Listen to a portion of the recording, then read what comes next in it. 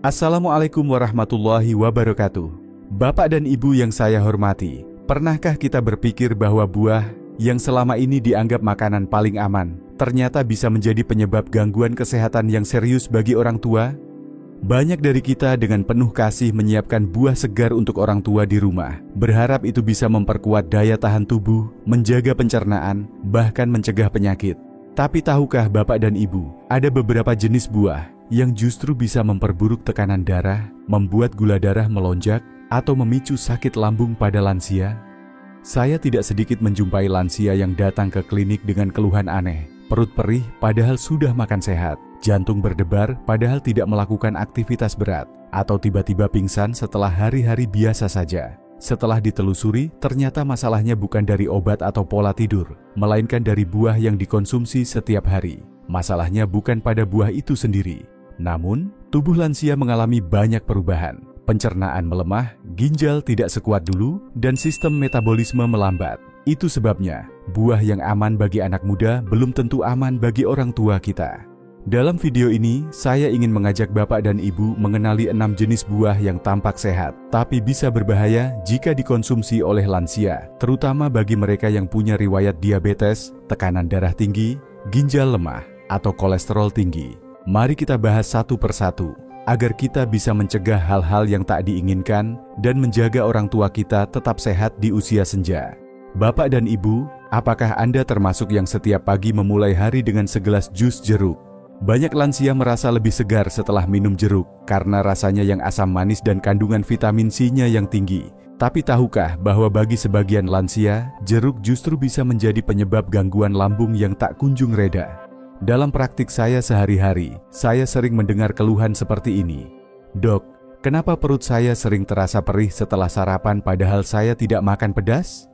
Saat saya telusuri lebih lanjut, ternyata setiap pagi pasien tersebut mengonsumsi jus jeruk dalam keadaan perut masih kosong. Jeruk memang mengandung vitamin C dan antioksidan yang sangat baik untuk daya tahan tubuh. Namun buah ini juga mengandung asam sitrat yang cukup tinggi. Asam inilah yang, ketika dikonsumsi dalam jumlah besar atau dalam kondisi perut kosong, bisa memicu produksi asam lambung berlebih. Akibatnya banyak lansia mengalami rasa kembung, mual, bahkan diare tanpa menyadari bahwa pemicunya adalah jeruk. Sistem pencernaan lansia memang cenderung lebih sensitif. Dinding lambung sudah tidak sekuat dulu, dan kemampuan tubuh untuk menetralkan keasaman juga menurun. Bagi lansia yang memiliki riwayat sakit maag, GERD, atau refluks asam lambung, jeruk bisa memperburuk gejala dan membuat tubuh menjadi tidak nyaman sepanjang hari. Saya teringat satu pasien saya, Ibu Wastini, usia 69 tahun. Beliau bercerita bahwa setiap pagi merasa lelah meski tidur cukup dan perutnya terasa seperti panas dari dalam. Setelah kami diskusikan pola makannya, ternyata selama bertahun-tahun ia memulai pagi dengan jus jeruk tanpa sarapan lainnya. Setelah kami ubah kebiasaan tersebut dengan mengganti jeruk menjadi apel dan pir yang lebih ramah bagi lambung, keluhannya pun perlahan menghilang. Bapak dan Ibu yang saya hormati, jeruk memang memiliki banyak manfaat, tetapi jika dikonsumsi berlebihan atau tanpa mempertimbangkan kondisi tubuh, justru bisa menjadi sumber masalah, terutama bagi yang sudah memiliki riwayat gangguan pencernaan. Apa yang bisa kita lakukan? Jika Bapak dan Ibu ingin tetap menikmati jeruk, cobalah untuk mengonsumsinya setelah makan utama, bukan saat perut kosong. Batasi jumlahnya dan jangan dijadikan konsumsi harian jika lambung sering bermasalah.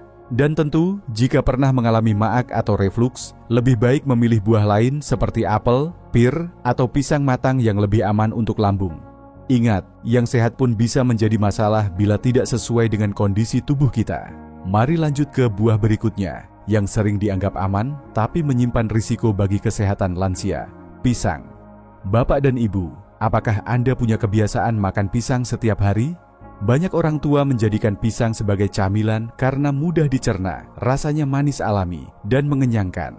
Bahkan tidak sedikit lansia yang mengira pisang adalah buah paling aman karena teksturnya yang lembut dan tinggi serat. Namun, ada satu hal yang sering dilupakan. Pisang juga sangat kaya kalium. Kalium memang dibutuhkan tubuh untuk menjaga fungsi otot dan mengatur tekanan darah.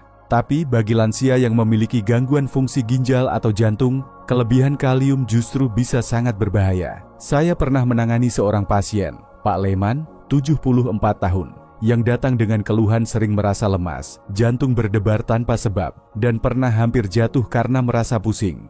Setelah dilakukan pemeriksaan darah, ternyata kadar kaliumnya sangat tinggi, jauh di atas batas normal. Saat saya tanya pola makannya, ternyata beliau rutin makan 2 buah pisang setiap pagi dan 1 lagi saat sore hari. Ginjal lansia biasanya tidak lagi sekuat saat muda. Kemampuan untuk membuang sisa kalium yang tidak dibutuhkan tubuh menjadi berkurang. Jika asupan kalium terus bertambah, misalnya dari pisang, alpukat, atau makanan tinggi kalium lainnya, lambat laun akan menumpuk di dalam darah. Kondisi ini dikenal sebagai hiperkalemia dan bisa memicu gejala seperti detak jantung tidak teratur, kelelahan hebat, bahkan serangan jantung. Beberapa penelitian juga menunjukkan bahwa pada pasien usia lanjut dengan gangguan ginjal ringan yang tidak disadari, asupan kalium berlebih menjadi faktor risiko utama terjadinya penurunan fungsi ginjal lebih lanjut. Namun bukan berarti pisang harus dihindari total. Kuncinya adalah mengetahui batasan dan kondisi tubuh. Jika Bapak Ibu memiliki hasil pemeriksaan kreatinin darah atau fungsi ginjal, GFR, yang cenderung menurun, sebaiknya berkonsultasi terlebih dahulu sebelum mengonsumsi makanan tinggi kalium secara rutin. Sebagai alternatif, Bapak dan Ibu bisa mengganti pisang dengan buah yang lebih rendah kalium seperti apel, buah naga, atau jambu biji dalam porsi sedang.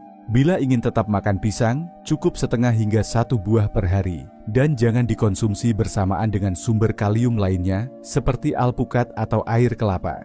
Pisang memang tampak sederhana dan sehat, tapi bagi lansia dengan kondisi ginjal atau jantung, pisang bisa menjadi beban tersembunyi yang tidak disadari. Setelah ini, mari kita bahas 1 buah yang rasanya sangat menggoda, tapi bisa menjadi mimpi buruk bagi gula darah dan tekanan darah lansia, durian. Bapak dan Ibu, pernahkah merasa sangat menginginkan durian?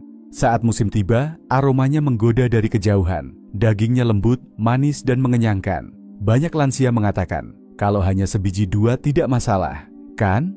Tapi yang sering terjadi, kita lupa bahwa tubuh lansia tidak lagi bisa menoleransi lonjakan gula dan lemak seperti saat muda dulu. Durian mengandung gula sederhana, lemak, dan kalium dalam jumlah cukup tinggi. Hanya 1 porsi kecil durian, sekitar 100 gram, bisa mengandung hingga 27-30 gram karbohidrat dan lebih dari 350 kalori. Bagi orang tua yang memiliki riwayat diabetes, hipertensi, atau gangguan jantung, kombinasi ini bisa memicu gangguan metabolisme yang serius. Saya ingat seorang pasien bernama Ibu Rukmini, 67, pensiunan perawat yang tinggal di Pekalongan. Suatu malam, setelah merayakan ulang tahun cucu, beliau makan beberapa potong durian karena merasa sayang menolak. Esok paginya, beliau merasakan pusing hebat, wajah pucat, dan tangan terasa dingin.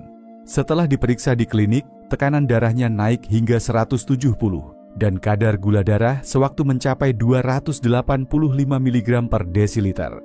Kami temukan bahwa lonjakan ini bukan karena makanan asin atau manis lain, tapi semata-mata dari konsumsi durian malam sebelumnya. Mengapa bisa seberbahaya itu? Pada lansia, metabolisme tubuh melambat. Gula dari durian diserap sangat cepat, tetapi insulin yang diproduksi tubuh tidak mampu mengimbanginya. Kalium dalam durian juga bisa memicu pelebaran pembuluh darah, sehingga tekanan darah menjadi tidak stabil.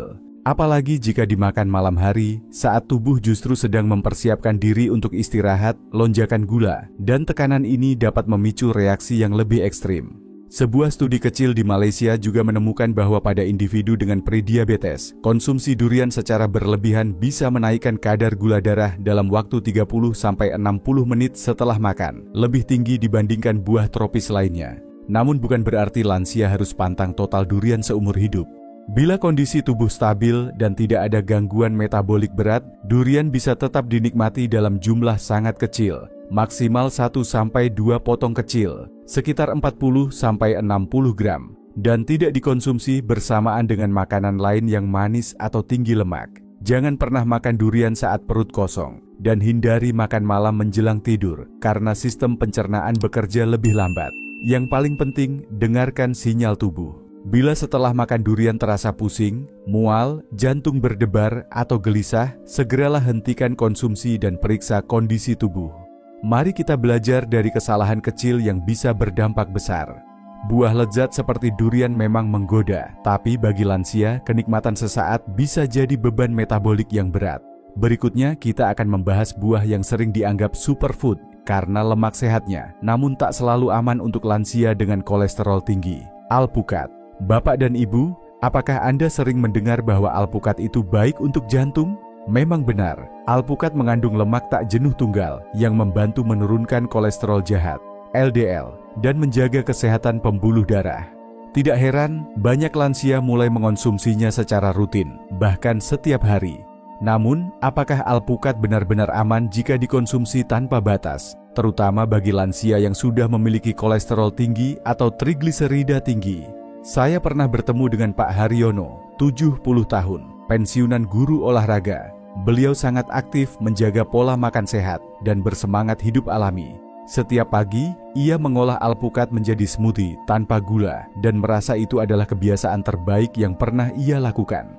Tapi dalam pemeriksaan laboratorium rutin, kolesterol totalnya naik tajam. Bahkan trigliserida mencapai 300 mg per desiliter, padahal sebelumnya normal.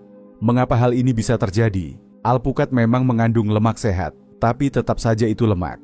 Dalam satu buah alpukat ukuran sedang, terkandung lebih dari 20 gram lemak dan sekitar 250 kalori. Jika dikonsumsi setiap hari, apalagi tanpa memperhitungkan asupan dari makanan lain seperti santan, minyak, atau kacang-kacangan, maka total asupan lemak harian bisa melebihi batas aman.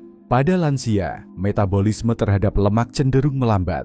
Hati dan pankreas bekerja lebih lambat dibandingkan masa muda. Selain itu, banyak lansia memiliki kondisi seperti gangguan fungsi hati ringan, kolesterol tinggi, atau resistensi insulin yang membuat tubuh mereka lebih sulit memetabolisme lemak berlebih. Penelitian dari American Journal of Clinical Nutrition menyebutkan bahwa meskipun alpukat dapat meningkatkan HDL, kolesterol baik, jika dikonsumsi dalam jumlah besar, ia juga bisa menaikkan kadar trigliserida jika pola makan tidak dikontrol secara menyeluruh. Lalu apa yang sebaiknya dilakukan? Pertama, Bapak dan Ibu tetap boleh menikmati alpukat, tapi dalam porsi kecil, maksimal 1/4 hingga 1/2 buah per hari, dan tidak setiap hari. Kedua, kombinasikan alpukat dengan sumber serat tinggi seperti roti gandum atau salad segar tanpa saus tinggi lemak. Ketiga, periksakan kadar kolesterol dan trigliserida secara berkala, terutama jika Bapak Ibu rutin mengonsumsi makanan berlemak sehat. Alpukat memang menyehatkan, tapi bukan berarti bisa dikonsumsi tanpa batas. Bagi tubuh lansia, kelebihan kalori dan lemak, meskipun dari sumber baik, tetap bisa menjadi beban jika tidak disesuaikan dengan kemampuan metabolisme. Setelah alpukat, kita akan bahas satu buah tropis yang sangat manis. Banyak dijumpai di pasar dan sering dianggap cemilan alami. Tapi ternyata bisa sangat berbahaya bagi lansia dengan diabetes, buah nangka. Bapak dan Ibu, apakah Anda pernah merasa cepat haus, lelah, atau mengantuk setelah makan buah manis seperti nangka?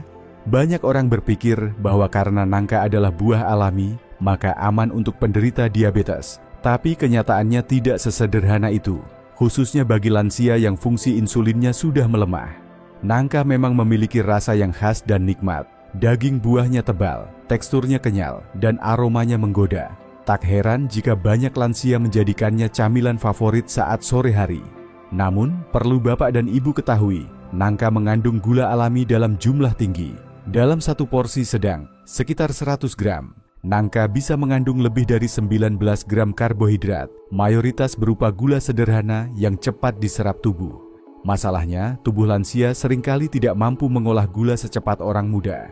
Fungsi pankreas menurun, sensitivitas insulin melemah, dan jika sudah ada riwayat diabetes atau prediabetes, konsumsi nangka bisa menyebabkan lonjakan gula darah secara drastis. Saya pernah menangani seorang pasien bernama Ibu Rini, 68 tahun, yang baru pensiun dan sangat aktif mengikuti kegiatan sosial.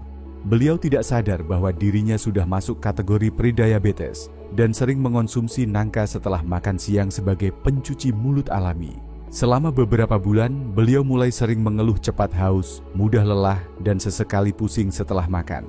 Saat dilakukan pemeriksaan gula darah, hasilnya menunjukkan lonjakan drastis setelah makan, dan salah satu pemicunya adalah buah nangka yang ia konsumsi hampir setiap hari. Setelah kami ganti dengan buah yang lebih rendah gula seperti jambu biji dan apel, keluhannya perlahan membaik dan kadar gulanya menjadi lebih stabil.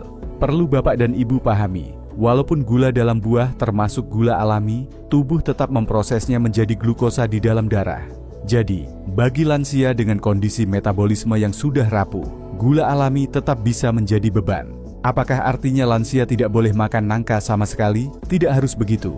Bila Bapak Ibu tidak memiliki gangguan metabolisme, konsumsi nangka dalam jumlah kecil, sekali seminggu dan tidak lebih dari 2-3 potong kecil, bisa ditoleransi. Tapi jika sudah ada riwayat diabetes atau prediabetes, lebih baik hindari dan ganti dengan buah rendah indeks glikemik, seperti pir, kiwi, atau buah naga. Manisnya nangka memang menyenangkan, tapi untuk tubuh yang sudah menua, keseimbangan lebih penting daripada sekadar rasa. Mari lanjutkan ke buah terakhir, yang juga sangat digemari karena rasanya segar, namun bisa menaikkan gula darah dengan cepat, mangga. Bapak dan Ibu yang saya hormati, siapa yang tidak suka mangga? Buah ini sangat populer di Indonesia, baik dimakan langsung, dibuat rujak, atau diolah menjadi jus segar. Rasanya manis dan sedikit asam, penuh air, dan dikenal sebagai sumber vitamin C, serta beta-karoten yang baik untuk daya tahan tubuh dan kesehatan kulit. Namun di balik semua itu, mangga matang mengandung gula alami dalam jumlah tinggi, dan inilah yang membuatnya menjadi buah yang perlu diwaspadai oleh lansia, khususnya yang memiliki masalah dengan kadar gula darah. Dalam satu buah mangga ukuran sedang, sekitar 200-250 gram, terkandung lebih dari 40 gram gula. Angka ini setara dengan 2 sendok makan gula pasir. Untuk tubuh yang masih muda dan aktif, hal ini bisa saja dikelola dengan mudah.